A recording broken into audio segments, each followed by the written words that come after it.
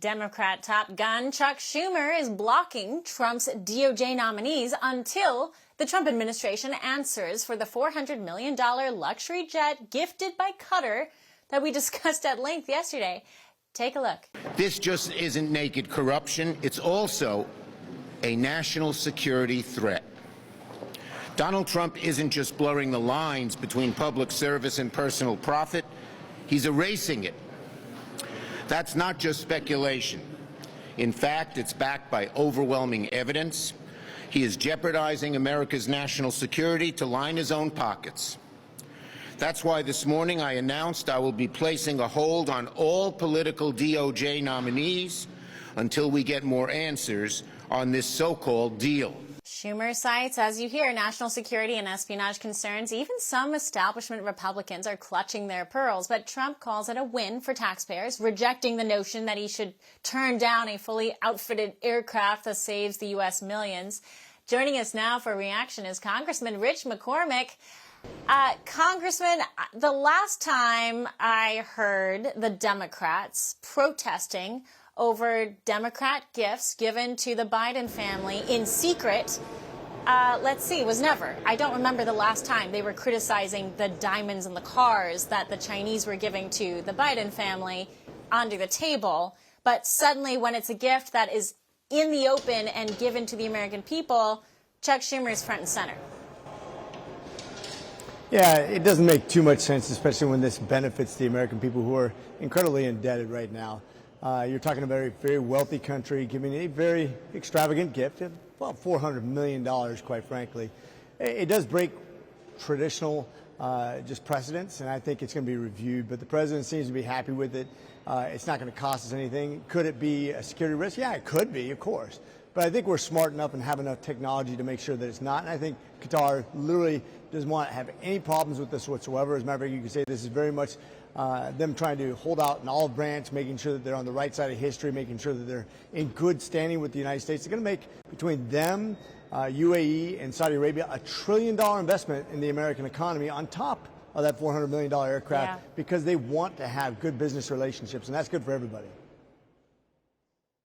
Well, I see it as a massive olive branch because, I said this in my show yesterday, but to me, knowing the Qataris and their history and their charm offensive that exists in D.C., I think that the base is going to be rightfully very confused about who are the good guys and the bad guys, and there's no one very clear answer on this one.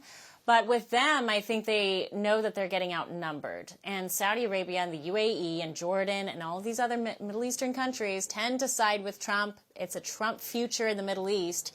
And Qatar doesn't want to be left in the cold. And they have been on the wrong side of Trump many a time. And if you look at their history as far as trying to negotiate deals with hostages, I think they've come around. They're very slow.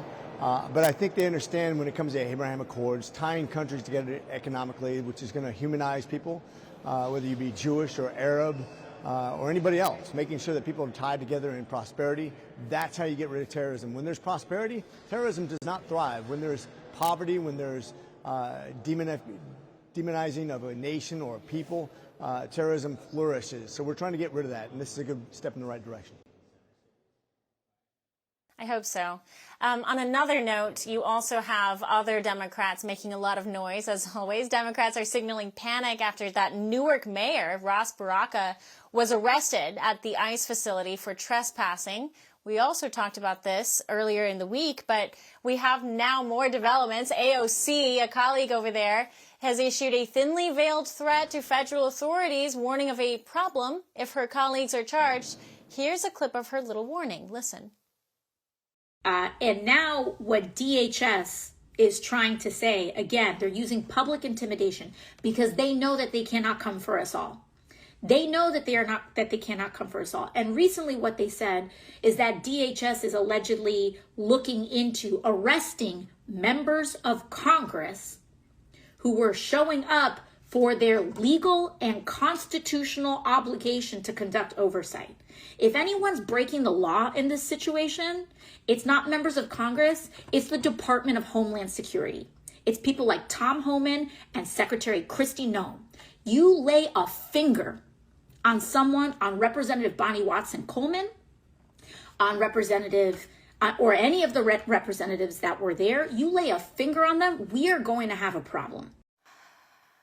All right, Congressman, I know this is a serious topic, and I don't know if you were able to see that, but I've never been more ashamed to be a millennial because the hand gesture she was using looked very threatening indeed. My nails aren't as nice as hers, but should federal law enforcement be worried here? Well, when you talk about intimidation, when you talk about an administration that has done things outside the purview of law, look no further than Obama.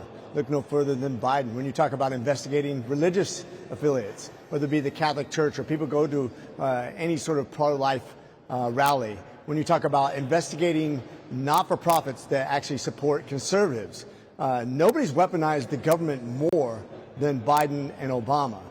When you talk about weaponizing a government against a former president, meaning Trump, nobody's done that more than the Democrats. I find it hilarious that AOC or any other Democrat would say anything otherwise. When they talk about intimidation, you're talking about intimidation maybe of people who are here illegally.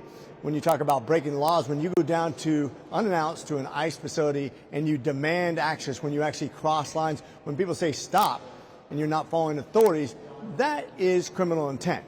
That is breaking the law. And even congressmen are actually susceptible to laws and being enforced. So if you do wrong, fear authorities. I mean, that's a biblical premise. And it's still, the United States is a country of laws. And I raised this the other day with someone, but I think you're more qualified to answer this. I mean, if you, Congressman, wanted to visit a federal facility, wouldn't your office coordinate with your liaison and your liaison who's either connected to FBI or DHS, whichever agency you're trying to visit, you guys would coordinate beforehand so that you can authorize a visit. You don't just show up at a place, do you?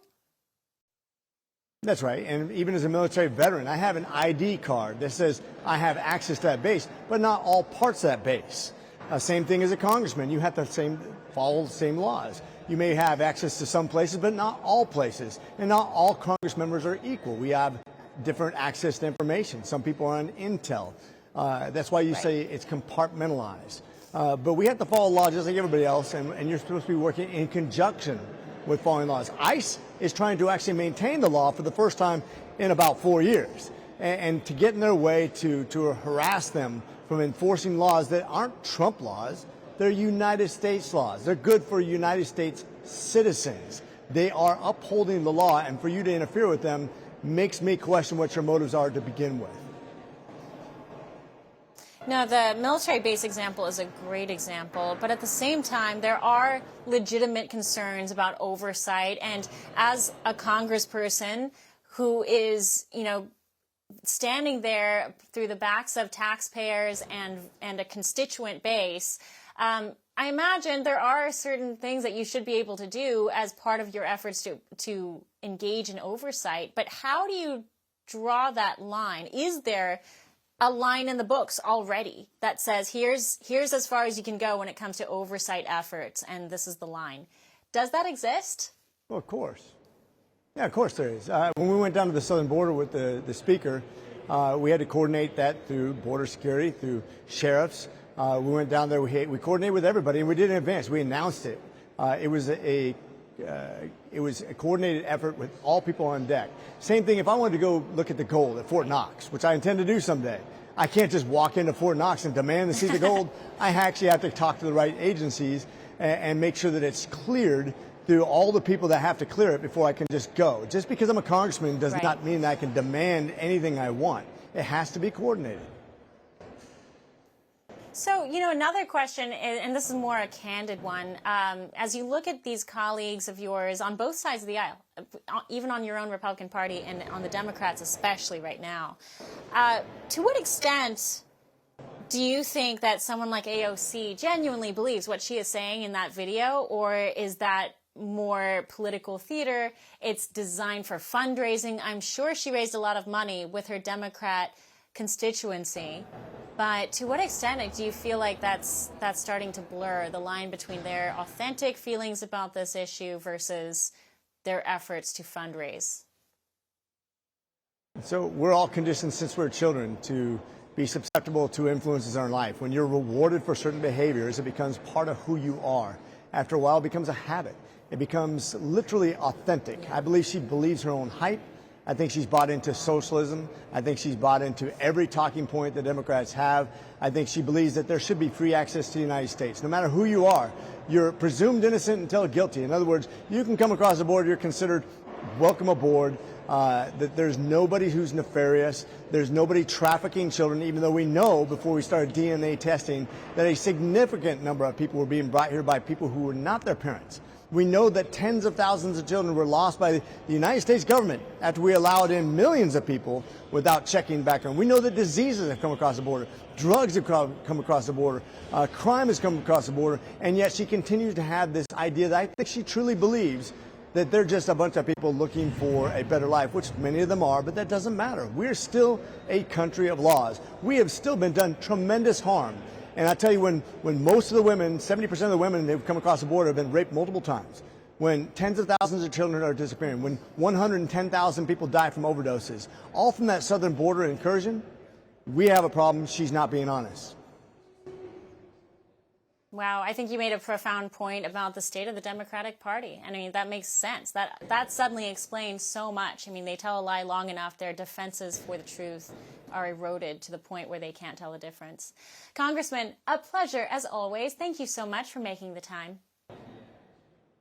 Thank you so much. I hope you have a blessed day. Semper Fidelis. Stay tuned. UK Prime Minister Keir Starmer aims to reduce net migration by 100,000 annually, but that's not all. He's sounding like Trump now. What's going on? Peter McElvena weighs in. We'll be right back.